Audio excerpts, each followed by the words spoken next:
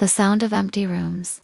Myra had once believed that love meant safety, a promise that someone would always be there when the world became too loud or too cruel. When she married Armand, he had been kind, attentive, even tender.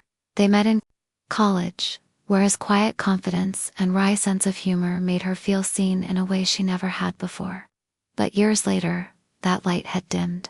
Not all at once, but slowly, like a candle being starved of oxygen.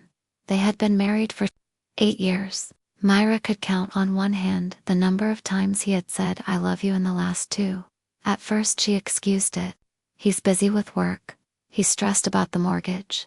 He's just not good at expressing emotions. But it wasn't just what he didn't say. It was what he didn't do. She'd come home from her long shifts as a nurse too. A sink full of dirty dishes, a pile of laundry, and silence. Armin would be in front of the TV, scrolling his phone, barely lifting his eyes as she entered. If she spoke, he'd grunt in acknowledgement or offer distracted responses.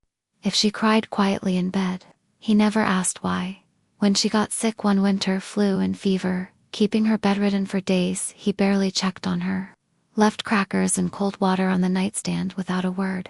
She overheard him on the phone with a friend during that time, joking about how he was surviving the plague with a laugh, as if her suffering was an inconvenience. That moment broke something inside her. Myra began to write letters, not to send, just to feel heard. She'd write them on scraps of paper, in the margins of old journals, on napkins.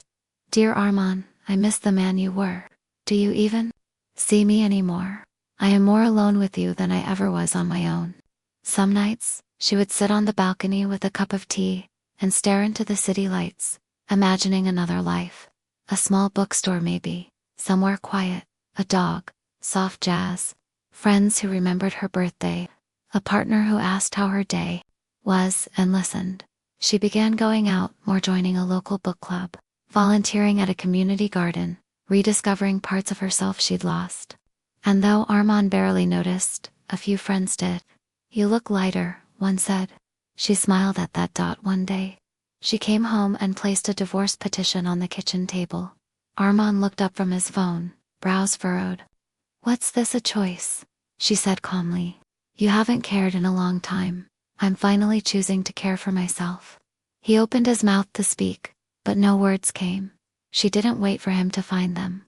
Moral neglect can be just as painful as cruelty.